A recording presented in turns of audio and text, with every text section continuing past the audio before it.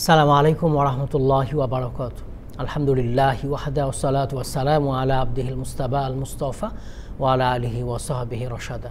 প্রিয় দর্শক, এলিগমা টিভির ইসলামের আলো অনুষ্ঠান থেকে স্বাগত জানাচ্ছি। দেশ কিংবা দেশের বাইরে যেখান থেকে আমাদের এই অনুষ্ঠান দেখছেন, আশা রাখি ভালো আছেন। আমরা দোয়া করি আল্লাহ তাআলা আপনাদের সবাইকে সব জায়গায় সবসময় ভালো রাখুন। দর্শক, ইসলাম একটি পরিপূর্ণ জীবন ব্যবস্থা। ইসলাম আমাদের জীবনের ছোট বড় সব বিষয় নিয়ে কথা বলেছে। এই অনুষ্ঠানে আমরা তেমন বিষয় নিয়ে কথা বলে থাকি, বিশেষ করে দৈনন্দিন জীবনে যেগুলো আমাদের খুবই দরকার ইসলাম মানতে গিয়ে সেসব বিষয় নিয়ে কথা বলে থাকি। আজও তেমন একটি বিষয় নিয়ে কথা বলবো, সেটা হচ্ছে কুরবানির গুরুত্ব এবং তাৎপর্য নিয়ে। কুরবানি এটা ইসলামের মৌলিক ইবাদত, গুরুত্বপূর্ণ ইবাদত, এটা আর্থিক ইবাদত। কুরবানির ইতিহাস অতি প্রাচীন, পৃথিবীর শুরু থেকেই। আদম আলাইহিস সালামের দুই পুত্র কুরবানি করেছে, হাবিল কাবিল। আমরা যে কুরবানি করি এটা ইব্রাহিম আলাইহিস সালামের কুরবানি, সুন্নাত আবিকুম ইব্রাহিম। এটা শিয়ার ইসলাম, ইসলামী নিদর্শন। এর মাধ্যমে গরিবদের গোস্তের খাবারের ব্যবস্থা হয়ে যায় ঈদের দিনে। আমরা শিক্ষাও লাভ করে থাকি কুরবানির মাধ্যমে। আল্লাহ তাআলার জন্য শর্তহীন আনুগত্য কুরবানি আমাদের শিক্ষা দিচ্ছে। কুরবানি আমাদের আরও শিক্ষা দেয় আল্লাহ তাআলার জন্য ত্যাগ করা, বিসর্জন করা। কুরবানি এটা উর্দু কিংবা ফার্সি পরিভাষা, আরবি হচ্ছে কুরবান। এর অর্থ হচ্ছে নৈকট্য। আল কুরবানু মা ইয়াতাকাররাবু ইলাল্লাহি তাআলা। কুরবানি হচ্ছে এমন মাধ্যম যার মাধ্যমে আল্লাহ তাআলা নৈকট্য লাভ করা যায়। এটা বিভিন্নভাবে হতে পারে, সময়ের মাধ্যমে হতে পারে, শ্রমের মাধ্যমে হতে পারে, অর্থ সম্পদের মাধ্যমে হতে পারে, পশু জবের মাধ্যমে হতে পারে। আমরা যে কুরবানির কথা আজকে বলছি, শারীরিক কুরবানি, প্রচলিত কুরবানি, সেটা হচ্ছে আল্লাহ তাআলার সন্তুষ্টির জন্য, আল্লাহ তাআলার নামে জিলহজের নির্দিষ্ট কিছু দিনে নির্দিষ্ট কিছু পশুর মধ্যে কোনো একটি পশু জবাই করা, এটা হচ্ছে কুরবানি। আর কুরবানি ঈদের দিন যেহেতু সকালবেলায় জবাই করা হয়, এজন্য এটাকে ইয়ামুদ দুহা, ইয়ামুল আদহা বলা হয়ে থাকে। এ কুরবানির গুরুত্ব অনেক। যেমন একটু গুরুত্ব হচ্ছে, অনেক কল্যাণ রয়েছে কুরবানির মধ্যে। এটা কুরআন দ্বারা সাব্যস্ত হয়েছে। আল্লাহ তাআলা এমনটা বলেছেন কোরআন মাজিদের মধ্যে, ওয়াল বুদনা জাআলনাহা লাকুম মিন শাআইরিল্লাহ লাকুম ফিহা খায়র। সূরা হজের 36 নম্বর আয়াতে আল্লাহ তাআলা বলছেন, এই কুরবানির পশুগুলো, ওয়াল বুদনা, এই কুরবানির পশুগুলো আমি তোমাদের জন্য শাআইরিল্লাহ, আল্লাহ নিদর্শন করে দিয়েছি। লাকুম ফিহা খায়র, এর মধ্যে কল্যাণ রয়েছে, তোমাদের জন্য কল্যাণ রয়েছে। তাহলে একটি গুরুত্ব হচ্ছে কুরবানি আমাদের জন্য কল্যাণকর। আরেকটি গুরুত্ব হচ্ছে এই কুরবানির প্রথা আল্লাহ তাআলা চালু রেখে দিয়েছেন। এটা চালু রেখে দিয়েছেন, আগেও ছিল।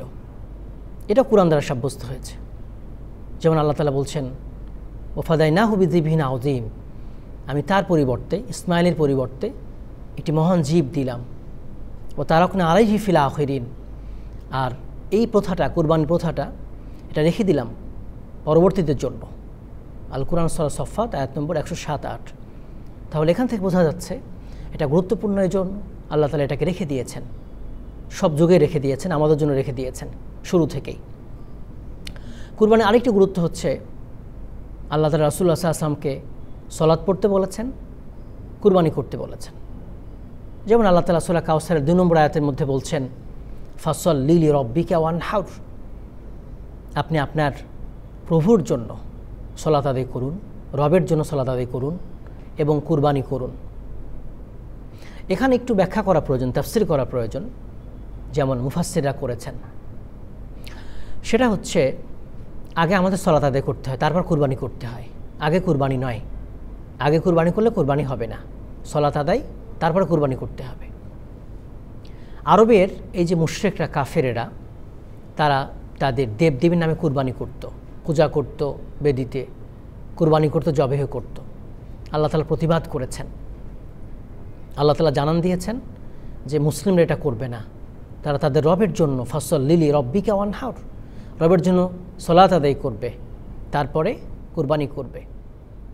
এখানে সালাত দ্বারা যেটা বোঝানো হয়েছে, ঈদুল ফিতরের সালাত হতে পারে, ঈদুল আযহার সালাত হতে পারে, 5 ওয়াক্ত সালাত হতে পারে, তারপরে কুরবানি করা।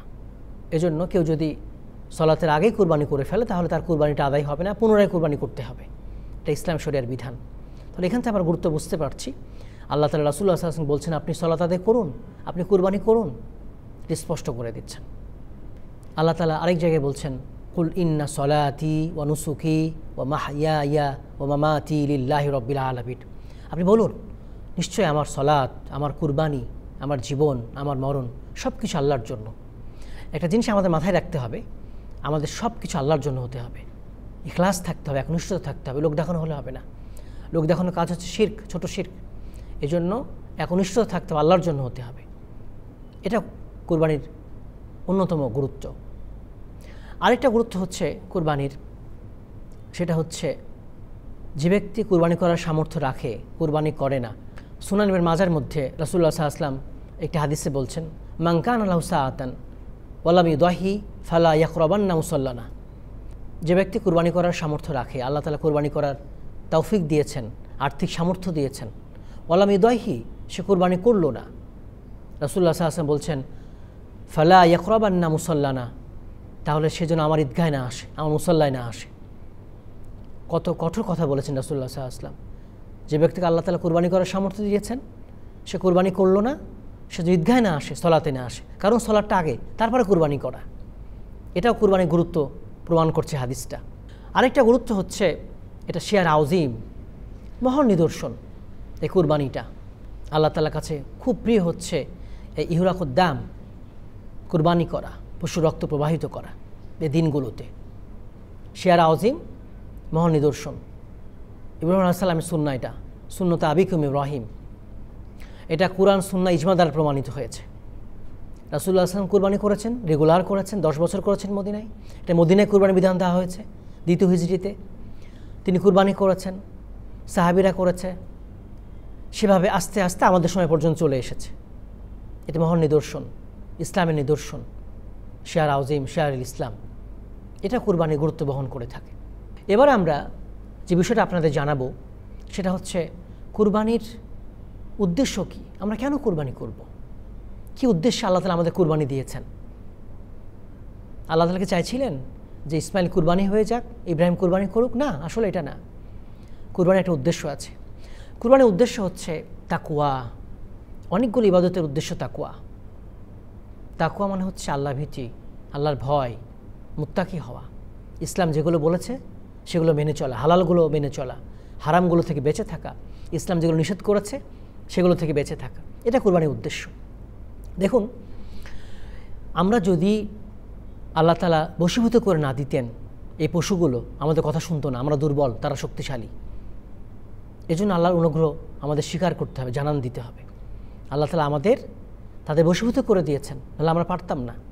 আবার এই পশুগুলোকে আমাদের খাবারের ব্যবস্থা করে দিয়েছেন, গোস্তের ব্যবস্থা করেছেন, নাহলে আমরা এটাও পারতাম না, গোস্ত খেতে পারতাম না। আরবের এই মুশরিকটা, কাফেরেরা, তারা দেবদেবীর পূজা করত, কবরে পূজা করত, বেদিতে পূজা করত, কুরবানি করত। কেন? ওসিলা, মাধ্যম হিসেবে আল্লাহ তাআলার নৈকট্য লাভ করার জন্য। কুরবানির উদ্দেশ্য তো নৈকট্য লাভ করা, আল্লাহ তাআলার অর্থ তো তাই। এটা করত। তারা কি করত? ওই যে জবেহ করত, পশু জবেহ করে দেবীর মাথায় গোস্ত দিয়ে দিত, তারপরে গোস্তের উপর রক্ত ছিটিয়ে দিত। আবার কেউ কেউ করতো কি, ওই কাবা, বাইতুল্লাহ, ওই পশু রক্তগুলো দিয়ে লেপন করতো পুরো বাইতুল্লাহকে। তো মুসলমানরা এমন চিন্তা করলো ওদের দেখা দেখি। তখন আল্লাহ তাআলা আয়াত নাজিল করলেন সূরা হজের, লা ইয়ানালাল্লাহু লুহুমুহা ওয়ালা দিমাউহা ওয়ালাকিন ইয়ানালুহুত তাকওয়া মিনকুম। আল্লাহ তাআলার কাছে তোমাদের এই গোস্তগুলো যায় না, রক্তগুলো যায় না। ওয়ালাকিন ইয়ানালুহুত তাকওয়া মিনকুম, আল্লাহ তাআলার কাছে পৌঁছায় তোমাদের তাকওয়া। তোমরা কি উদ্দেশ্যে কুরবানি করেছো? আল্লাহর জন্য করেছো, নাকি গোস্ত খাওয়ার জন্য করেছো, নাকি লোক দেখানোর জন্য করেছো? তাহলে কুরবানির উদ্দেশ্য হচ্ছে আল্লাহ তাআলার ভয়, তাকওয়া অবলম্বন করা। এই কুরবানির কিছু তাৎপর্য আছে, যেমন এই দিনে আল্লাহর জন্য জীবন উৎসর্গ করার শিক্ষা লাভ, আল্লাহ রাহে জীবন উৎসর্গ করার জজবা। আরেকটি তাৎপর্য হচ্ছে ত্যাগের দৃষ্টান্ত, ত্যাগের আদর্শ পুনরুজ্জীবিত করা। আরেকটা উদ্দেশ্য হচ্ছে এই যে গরিবদের গোস্তের খাবারের ব্যবস্থা করা, আনন্দে সামিল করা। ইসলাম কত সুন্দর, ঈদুল ফিতরে সদাকতুল ফিতর, ফিতরের ব্যবস্থা করেছে যাতে গরিবরা ঈদের আনন্দে শরিক হতে পারে। শুধু ধনীরা ঈদ করবে বিষয়টা এরকম না, এই কুরবানির ঈদে আল্লাহ তাআলা গোশতের ব্যবস্থা করেছেন গরিবদের, যাতে করে তারাও এই আমাদের ঈদে আনন্দের শরিক হতে পারে। আরেকটা হচ্ছে আল্লাহ তাআলার শুকরিয়া আদায় করা, অনুগ্রহ স্বীকার করা, আল্লাহ তাআলার বড়ত্ব ঘোষণা করা, আল্লাহু আকবার তাকবীর ঘোষণা করা। দর্শক, আজ আমরা কুরবানির গুরুত্ব, উদ্দেশ্য, তাৎপর্য, কুরবানির পরিচয় জানতে পেরেছি। আসুন আমরা কুরবানির গুরুত্ব জেনেই কুরবানি করব, আল্লাহ তাআলার সন্তুষ্টির জন্য, লোক দেখানো নয়। আল্লাহ তাআলা আমাদের তৌফিক দান করুন, আমাদের কুরবানিগুলো কবুল করুন, আমিন। দর্শক, আপনারা আমাদের ইসলামের আলো অনুষ্ঠান দেখবেন এরিংমা টিভি, দোয়েল ফেসবুক পেজ এবং আমাদের ওয়েবসাইটে। আমিন। আসসালামু আলাইকুম ওয়া রাহমাতুল্লাহি ওয়া বারাকাতুহু।